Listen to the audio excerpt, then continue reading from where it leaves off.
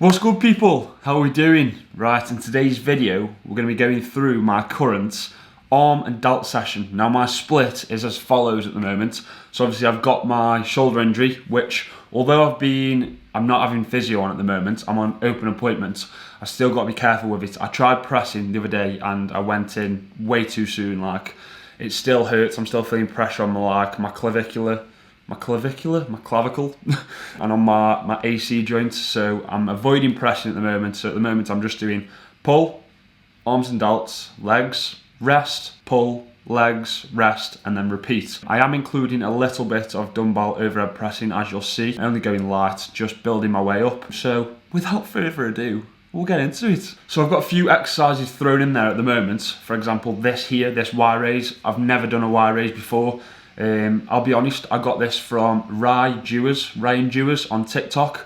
It's basically an exercise which is going to target the lateral head of the delt, so the one that makes it look wide, in that shortened position. Now, I used to do cuffed lateral raises lying down, but I feel like I can't track where my scapula is when I'm lying on the bench. So it forces me to basically control my scapula, which is a lot better, because one of the main things of why I've got a shoulder injury is because I couldn't control my right scapula. So that is very, very good.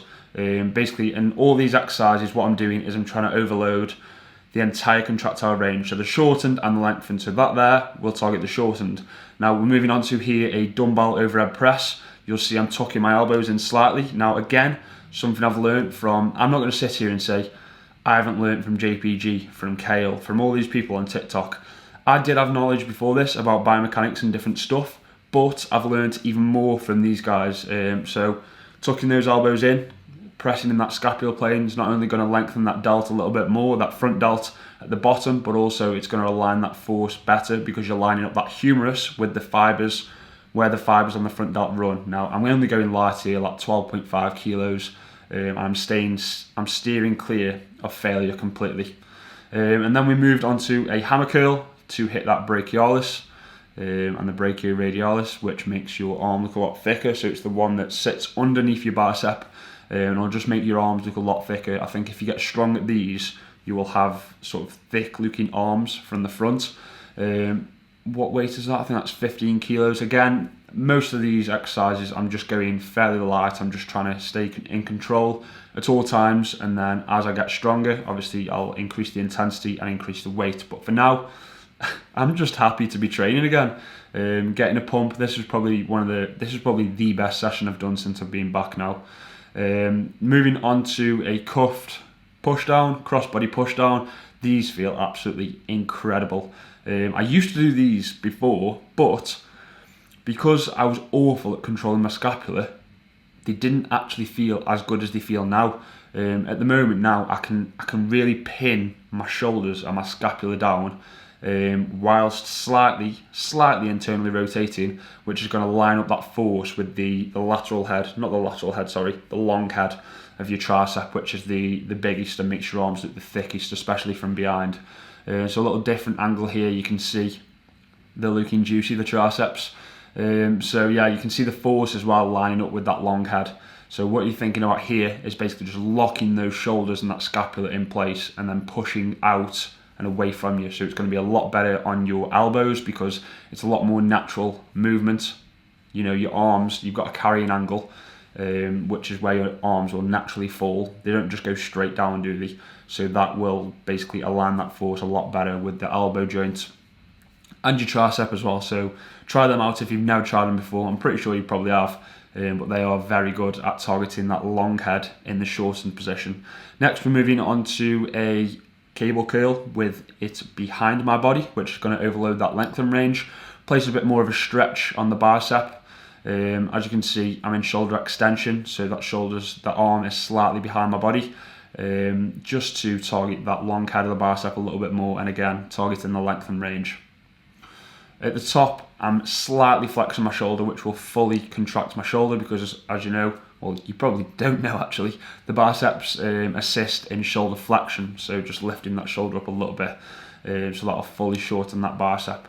This is an exercise I've not done before. I saw it on Joe Bennett's Instagram, So his name is Hypertrophy Coach. And I thought, you know, I'd give it a go. I feel a lot more open-minded. Before, I feel like I was stuck in my ways a little bit when I was training. Now I've come back to training, been watching a lot of other people, how they train, learning new information.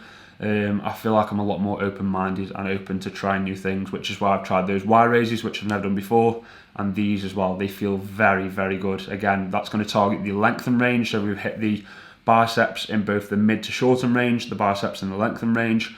We've hit the triceps in the shorten range, and then we've hit them in the lengthen range there.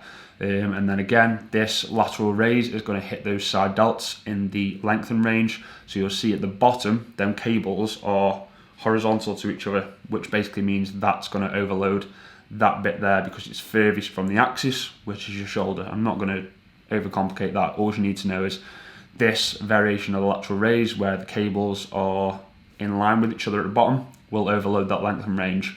And then you're going to get a little drop off in the shorten range because we've already exhausted the side delt in that contractile range. I feel like I've talked about that so much, but they feel amazing. Like my shoulders were absolutely pumped to the fucking max, mate, and my arms were.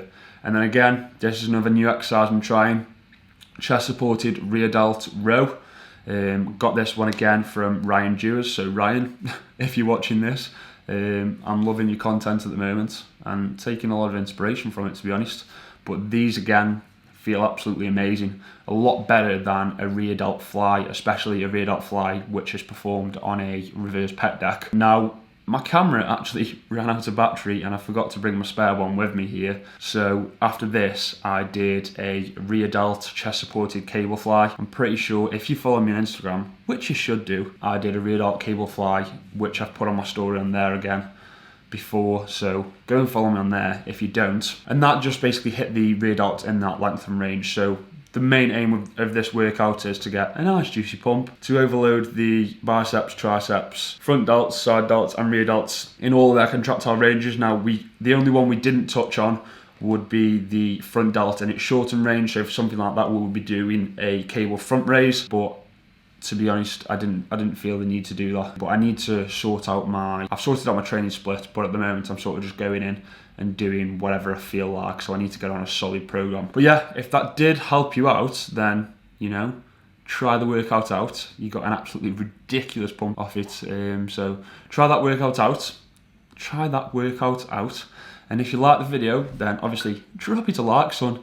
Subscribe if you're new around here, because there will be plenty more videos coming. And I'll see you soon, boys.